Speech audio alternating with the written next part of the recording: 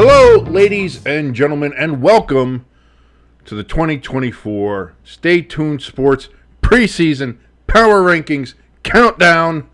Yes, here's the thing. Hockey season just ended last night, Jimbo. Yes. And it seems like only yesterday when the Super Bowl ended. And we were sad, we were upset, and then we immediately went into hockey season. Yeah. Now hockey season's over. But we still have to wait so long for football season to start. So what better way to fill that time than to go ahead and give everybody our Power Rankings Countdown. Now, we usually do our top 12. I know you said you already have. You did all 32. You did your homework. Yeah, I was like, screw it. If I'm going to do it, might as well go all out because, my thinking about this whole idea was I gave you so much shit last year about your rankings. Well, maybe I should put the right rankings out there and just, let you do your own little... To be fair, you only gave me shit about my rankings because you wanted the Eagles weren't in first place. How are the Eagles not in first place? Well, look at how the Eagles ended their season. They didn't belong in first place. I'm just saying. You're going to share a lot of your other ones there on social media when those times come. I might even do the same thing. Maybe I'll take your lead. Maybe I'll actually do some actual work here. Put some work into this channel and to the show and to this brand and to this podcast and get us going. But that being said, today we're going to give you our first two in the top 12 because you did the math and there's enough week. What do we got, about 10 weeks, 11 weeks? Yeah, I think we're about 11 weeks today from until the we get to, first week. Right, until we get to the start of the season. So, with that being said, we're going to go ahead and do that, starting off with the very last team in our top 12 power rankings. Jimbo, we're going to start with your end of it. Who is your number 12 in your 2024 preseason NFL power rankings? All right, so at number 12, I have the New York Jets. Okay. Reasoning behind the positive side of this is they add a lot of offensive weapons for Aaron Rodgers. Mike Williams, who played for the Chargers last year, helped that offensive line. They added to the offensive line to help keep Aaron Rodgers upright. The only question mark, obviously, is Aaron Rodgers. Can he stay healthy? If he stays healthy, I could see the Jets going up my rankings fairly quickly. So that's my only concern with this team is, can Aaron Rodgers stay healthy? Patriots, especially that division, Patriots, they should be able to take care of the Patriots. Miami's going to be tough. Buffalo, they may be able to split. So, they may be able to come in second place in the division. We'll see. But so that's why I have them at number 12 for the preseason. I think a lot of people are high on the Jets, but a lot like you, they have the biggest question mark when it comes to the Jets is Aaron Rodgers. Can he stay healthy for an 18-game season on the MetLife turf? All of that. Because everything else about the Jets, on paper, now we've had this conversation about the Cowboys in the past.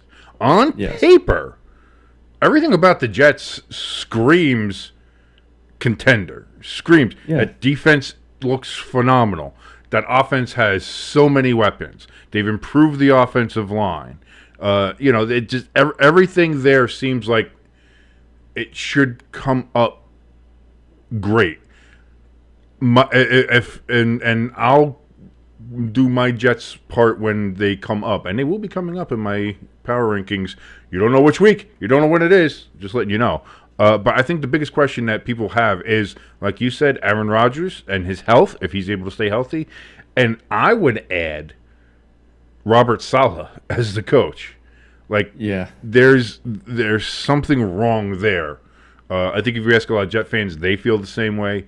Me kind of being here in the New York area, hearing a lot of it, there's a lot of that kind of sentiment. And again, I do like the Jets. I root for them. I'm not one of those asshole Giant fans who's like, oh, screw them. Like, I never got the whole Giants-Jets rivalry. We play once every 4 goddamn years. Who gives a shit? So, I root for them. I like them. I think those are the question marks, though. So I agree with you on that. At least you're not like Florio. For some reason, has the Jets down at like 25 on his. Exactly. That was my exact reaction. Why? Florio had the Jets down at 25. I was like, do you just hate Aaron Rodgers that much, Florio? Like, he's got a hate boner for Aaron Rodgers.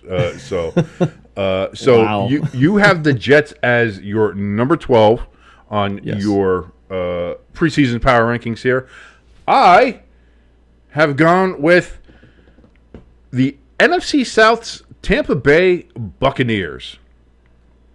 And I'm going to tell you what, man. I think this is a team that's going to be flying under the radar for a lot of people. But there's something about this team that just screams they're going to be good. Nobody's going to notice that they're good because they're the NFC South, and everybody kind of poo-poos the NFC South. But if Baker Mayfield continues on this journey that he's on, and again, I've always been a big Baker fan. He's gotten paid. He's secure now. That is his team down there in Tampa Bay. They've signed Mike Evans. Yeah. So now he's got Mike Evans there still. Great weapon to have. They got Randy Gregory signed back on the defensive side of the ball. They signed him to a 1-year deal. They got Bryce Hall from the Jets as a cornerback to help shore up that defensive secondary. They have pieces now in place where last year, and here's the thing, they were this close to going to the NFC Championship game last year. Yeah. Against the Lions. Everybody's, darling the Lions. Everybody loved the Lions. Everybody was all about the Lions. The Bucs were this close to making it. There's just something about them that, to me, screams good team, under the radar.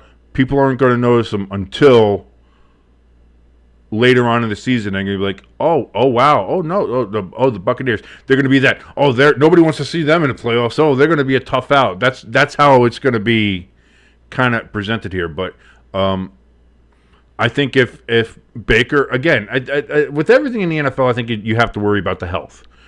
Can the players stay healthy? Now, Baker can play through some shit, as he already has. He's played through shoulder injuries. He's played through rib injuries. He's played through a lot of stuff. He's a tough son of a bitch. So, it's less of a question of him of can he stay healthy? It's just, can he avoid catastrophic injury? And that goes with everybody there. But with having him down there, their defense is still relatively intact. They got Mike Evans back there. He's got a new contract, 2-year, $52 million. So he's secure there. He's making money. He's making bank. He's going to be happy. It just seems like everything down there is going right. So that's who I have as my number 12 team in our countdown of the preseason NFL Power Rankings. I have the Tampa Bay Buccaneers. Any thoughts about that, Jimbo? I mean, yeah, I agree with you. I forget exactly where I have the Buccaneers, but I do. I want to say I have them like middle of the pack, like Okay. from 12 to say somewhere between 12 and say 17. Right. But for me, it's Baker Mayfield too. Same with you. But with me, it's not more so the injury, but can he either equal his output from last year or make it better, not regress? If he regresses, this team is going to be a disappointment. I don't want to say a lot worse, but disappointment. Because we've seen a lot of times these journeymen on contract years have phenomenal years, and then when they sign the 2, 3, 4 year contracts or whatever, just play like shit until that last year of that contract again. Like Ryan Fitzpatrick, he's one of the biggest ones. So that's my biggest concern with Tampa Bay is, can Baker either equal his output from last year or be better than he was last year? I was going to say, first of all, how dare you disparage the name of Fitzmagic? But I mean, it's true, but I do like Fitzmagic. Don't get me wrong, but it's true. that man should be in the Hall of Fame for being a journeyman quarterback that he was. And also for the beard. He had a great beard. I strive to have a beard like he did. And that was it. For me. It was a close call. It was a toss up, and it's gonna be a bit of a spoiler here, but it was for me the kind of tug of war, the push and pull on it was for the number 12 spot for me anyway was between the Buccaneers and the Cowboys, and I I hemmed and I hawed and I hemmed and I hawed and I went back and forth and I flipped these teams at least 3 or 4 times before I finally settled on it. And I know I'm wearing a Giants hat, so everybody's going to say, you're just doing it because you hate the fucking Cowboys. You don't like Dallas. That's why you don't respect them boys. Well, it's going to be damn near for them boys. All right. I get it. And that's fine. You can sit there and say that's the reason why I did it, but I didn't. I try to look at this objectively. And to kind of go off on a little bit of a tangent here, you can't look at this Cowboys offseason and say that they've done anything to improve their team. You can't say that this Dallas Cowboys team is better than last year's team. You can't sit here, look at me dead in the eyes, and say that.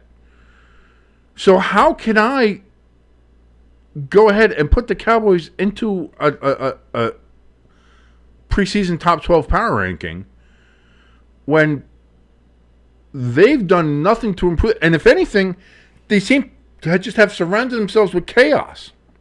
Yeah. Even more so than what is usually there for Dallas.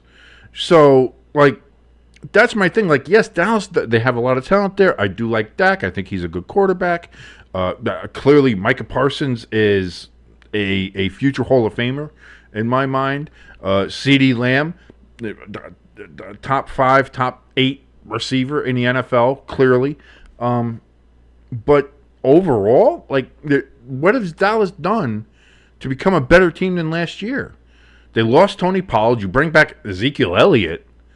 Yeah. Who, listen, he might have a run. Again, you're gambling on that. You didn't become objectively better. Yeah. And so that's why when it came down to the minutia of it as I was researching it, that's when I was like, on my last flip-flop of it, I was like, I have to go with Tampa Bay. I think Tampa Bay has done enough to make better progress. I think they've done enough to better their team and to keep the pieces that were improving their team there. And listen, at the end of the day, Tampa Bay might just be a better team than Dallas. And again, this is why we're doing the power rankings here. I think at the end of the day, and that's what I mean, quietly, under the radar, I think Tampa Bay will be a better team than Dallas this year. That's all I'm saying.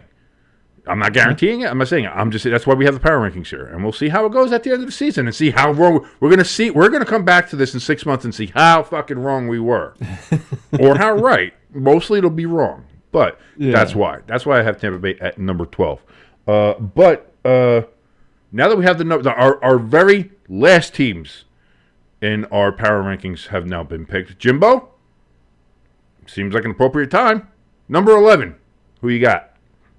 I'm going with the Green Bay Packers at number 11. Josh Jacobs was a very good pickup for them from the Raiders.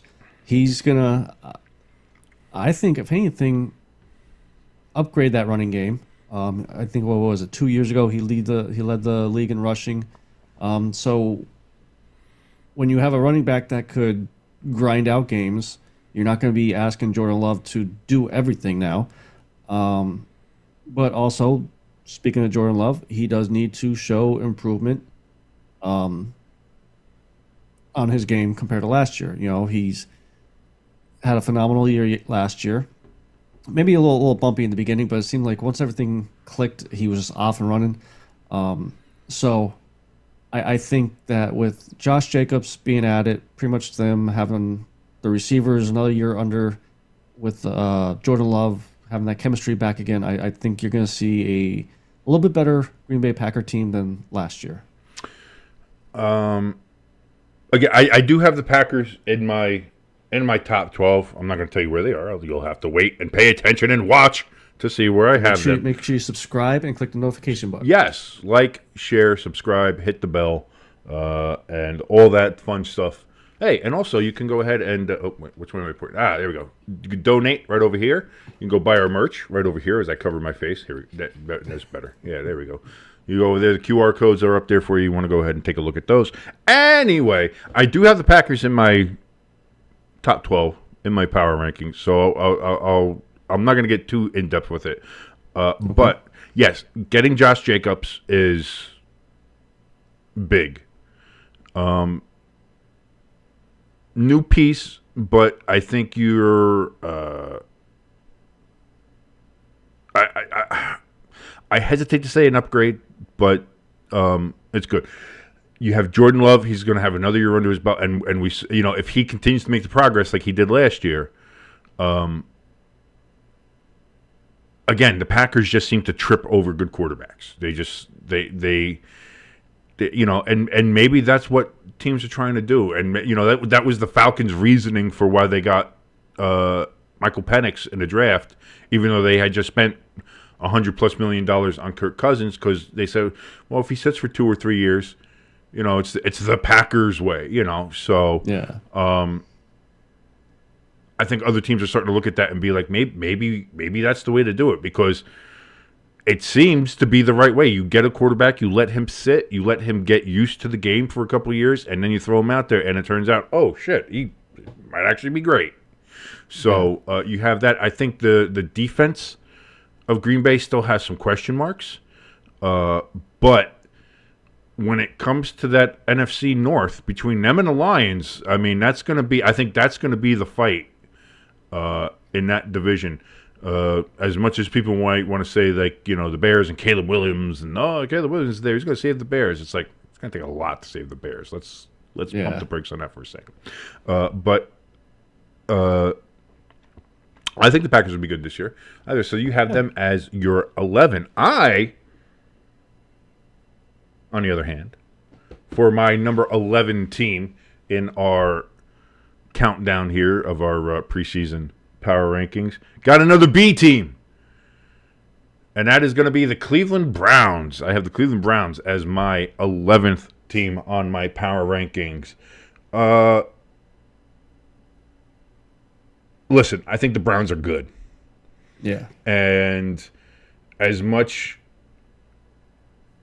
BS, as much nonsense, as much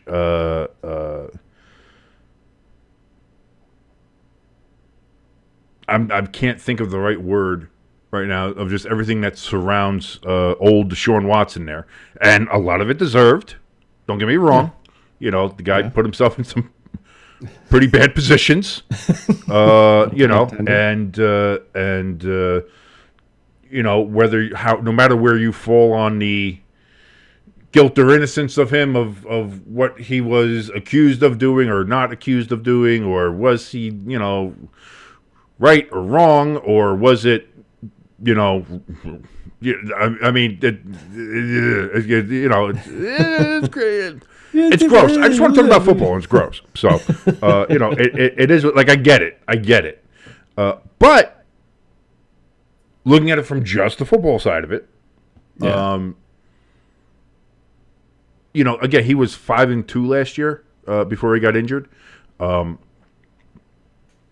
you look at his time in Houston, I mean, people were looking at him as, like, the next guy, before that team exploded, imploded, as it were, and Billy O'Brien and the rest of it, just the front office, they had a goddamn preacher running things. Like, I don't even know what the hell was going down there in Houston at the time. And then you had him getting handies in parking lots or whatever the hell he was doing.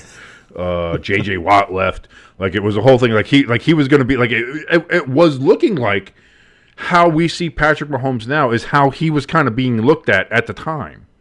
Yeah. And then just kind of everything fell apart. If he can stay healthy, which at this point for Deshaun Watson is a big if. No idea if he can or not. But if he can stay healthy with that defense, and again, you're going to see a lot of this with the AFC North, because I got a couple of AFC North teams in here. With that division, with the way that those teams are built, Cleveland can make noise. Again, and here's the other thing, and this is what I say, like I when it comes to Deshaun Watson as being a quarterback and being their leader, if he can stay healthy, I think Cleveland can go very far. But as we saw last year, even if they do lose him, even if he does get injured, even if he's not going to be able to be on the field, they can still win. Yeah. With that defense. And if they get the right quarterback. Now, Joe Flacco's not going to be walking through those doors. Yeah. But if they it's losing Deshaun Watson isn't going to be a deal breaker. They may not win as many games, I think, without him that they would with him, but it's still not going to preclude them from making the playoffs. Or fighting for the playoffs, or trying to make the playoffs, is what I'm saying. So I think, whether you want to argue whether Myles Garrett should have got Defensive Player of the Year or not, or should have been a T.J. Watt, if you look at the stats, it probably should have been T.J. But I think Myles had some more, like, aha plays, which kind of swayed some of the voting, maybe. However you fall on that argument, Myles Garrett is a Defensive Player of the Year. That defense is a lot more than just Myles Garrett, too. It seems like this is a time for Cleveland to kind of make that push. Now, again, they're doing this at a time where Baltimore is very strong, where the Steelers' defense is just as good as theirs, where you could make that argument where both Baltimore, or all three, Baltimore, Pittsburgh, and the Browns, have about equal defenses of how great their defenses are. And that's not even to disparage the Bengals, but I think the Bengals defense is a notch below that. But I think the Bengals have, offensively, they have more skill than I think the Browns or clearly the Steelers too. So however you want to look at that, but I think looking at it from that perspective, I think Cleveland is in my mind, at least maybe right now, the second best team in that division. I don't going to piss off a lot of the Yinzers out there, but I do think that the Browns, if you're looking at that division, if I was going to go ahead and go, who would finish 1, 2, 3, 4, 5, I would pick the Browns to pick second, to get second, and probably make it into the playoffs as the wild card. I do. I think the Browns are that kind of level of a team. And unlike the NFC South, where I had with the Buccaneers, nobody in the AFC North is sneaking up on anybody. Like, people are already, they're going to be, that whole division is going to be on the in-season Hard Knocks. So, nobody there is sneaking up on anybody. And also, it might be a good idea to have cameras on Watson at all times. So, I think that overall might help as well. So it's a little focused. It's a little good. It's going to be fun to watch. Also, pretty good just to keep an eye on him. So I think that all works out. So that's my number 11 is the Cleveland Browns. So just a quick recap. Jimbo, your number 12 and number 11 team on your power rankings is you have the Jets at number 12, and at number 11 you have the Green Bay Packers. Yes. For me and my power rankings, I have the Tampa Bay Buccaneers at number 12, and at number 11 I have the Cleveland Browns. I like it. We have a pretty good variety of picks here so far for our power rankings, and I'm interested to see where we go from here. Yeah, I was a little disappointed, though. I didn't piss you off with my Jets one. I thought for sure that would set you off. Like, oh, no, they got to be a top 5 team. No. And listen, like I said, I do have the Jets in my top 12. I'm not going to tell you where they are, clearly, Yeah. But I think what tempered it was the fact that fucking Florio had him at 25. Like, when I saw him post that, and I saw him post his whole power rankings, and it's like, yeah, Chiefs and Lions, and, all right, fine, yeah, typical, da, da, da, da. And I'm like, he's got the Jets are like 2 or 3 spots above the Giants, and I'm a Giants fan, but come the fuck on. The Jets are not 2 or 3 spots better than the Giants. They're a whole hell of a lot better than the fucking Giants. Yeah. Like, well, I mean, let's not forget though. He also works with Chris Sims, so that they're known to. Listen, and that's the thing. Chris Sims has some of the worst takes in the world. I don't know if that's it. If Sims is rubbing off on Florio, but Florio's had some shit takes. Like, since I've started paying attention to him more now, I want to say like in the last year and a half, 2 years now, like Florio annoys the shit out of me. Like, not like just he takes some weird positions. He takes some weird stances on shit that just, I don't know. As the kids say today, gives me the ick. Gives me a bit of the ick. That's all. Jesus. So I mean, just so whereas you thought your Jets thing was going to piss me off, if I didn't read Florio's power rankings, maybe it would have. Maybe I would have been like, that's a little low. But the fact that you actually have them in your top 12 is like, all right, I get it. And to be fair, like we were mentioning, I don't disagree with the reasons why you're hesitant to put them higher. Because of Aaron Rodgers' injury situation, can he stay healthy? And the part that I brought up, and I'll bring up in my breakdown of them as well, is Salah is, to me, I think the biggest hindrance to the Jets' success. So, we'll see how that all breaks down. But we're going to be coming out with these once every week. Now that we've done the 2, we're going to go back to just 1 a week now. So the next one of these you'll see is our number 10 pick in our countdown series here for our preseason power rankings for the 2024 NFL season. I'm trying to think of anything else. Anything else you want to add here before we skadoodle? No, just want to add that like we've been talking about for a few weeks now, we want to do more video content, possibly live stuff, and this is just another way for us to show that we're serious about this. This year, this power rankings thing we talked about, we want to do even during the season every week too. No, we're gonna be making content. And that's the one thing that we discussed. And a little behind the scenes here. You come behind the curtain with us. Come here, folks. Just like WrestleMania in Philly. Come join us. No, we want to become one of your regular stops for football content. And we want to be able to not just put out content, but we want to put out content that we like, but we also want to make sure we put out content that you like. So the thing that we want from you is, if you're watching, like, share, subscribe. I think those things go without saying, clearly, please. Yeah. But also, comment. Let us know. What are you thinking? Give us some interactions. What would you like to see? What do you want to see us do? What do you want to see us talk about?